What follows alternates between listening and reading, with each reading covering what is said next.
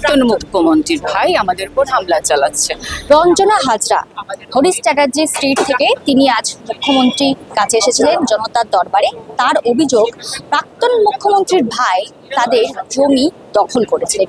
ঠিক আর কি অভিযোগ নিয়ে তিনি এসেছিলেন, সরাসরি কথা বলবো তার সঙ্গে। কি অভিযোগ নিয়ে আজ মুখ্যমন্ত্রীর কাছে এসেছিলেন?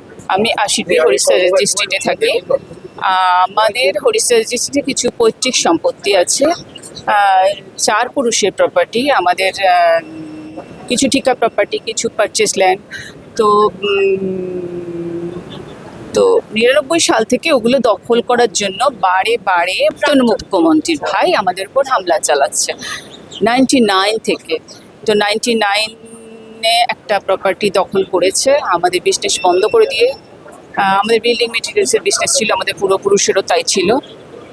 তো দখল করে সেখানে নিজে ব্যবসা চালায় এবং পরবর্তীকালে সেখানে বসবাস করছে বাড়ি বানিয়ে। তারপরে আবার বারে বারে 4 সালেও হামলা করেছিল। 17 সালে আবার 2টো প্রপার্টি 12-13 হরিশ চ্যাটার্জি স্ট্রিটে হামলা চালায় এবং তখন আমাদের পার্কিং বিজনেস চলছিল। আমার ভাই দীপক হাজরাকে ওই সময় ব্যবসা থেকে উৎখাত করে গ্যারেজ ভাঙচুর করে, আমাদের বিল্ডিং মেটেরিয়ালসের বিজনেস ছিল, ওটা আমাদের 99-এ স্টপ করে দিয়েছে অজিত ব্যানার্জি। তারপরে আমাদের 17 সালে গাড়ি পার্কিংয়ের বিজনেস করতো সেই 12-13 হরিশ চ্যাটার্জি স্ট্রিটে, সেখানে আবারও গ্যারেজ ভাঙচুর করে দখল নেয় এবং আমরা পুলিশ প্রশাসনকে জানিয়েও উল্টে আমাদের ওপর অত্যাচার বেড়ে যায় এবং আমার ভাই দীপক হাজরাকে তখন কালীঘাট থানা মারতে মারতে টানতে টানতে কালীঘাট থানায় তুলে নিয়ে যায়। তখন কিন্তু কালীঘাট থানার আধিকারিক ছিলেন শান্তনু সিনহা বিশ্বাস। কোন ভাইয়ের বিরুদ্ধে আপনি অভিযোগ, মানে অজিত ব্যানার্জি? আচ্ছা, ওই সময় তো উনি মুখ্যমন্ত্রী ছিলেন না, ক্ষমতায় ছিলেন না, সেক্ষেত্রে না, 99-এ উনি রেলমন্ত্রী ছিলেন, তৎকালীন কেন্দ্রীয় সরকারের যে মন্ত্রী ছিলেন তখন রেলমন্ত্রী ছিলেন।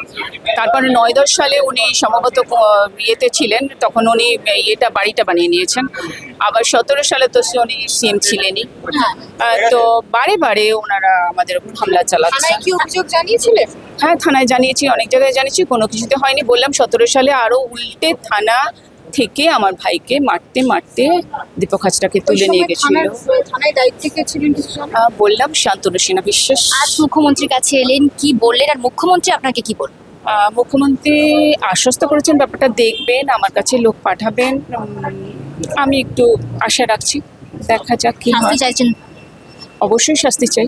প্রাক্তন মুখ্যমন্ত্রীর ভাই অজিত ব্যানার্জির বিরুদ্ধে তার অভিযোগ, এবং আজ তিনি মুখ্যমন্ত্রী শুভেন্দু অধিকারীর কাছে তিনি এসেছিলেন এবং তার যে অভিযোগ তিনি কিন্তু সরাসরি মুখ্যমন্ত্রীর কাছে তিনি বলেছেন এবং তিনি আস্থা রাখছেন মুখ্যমন্ত্রী তার সমস্যার সমাধানও খুব শীঘ্রই করবেন।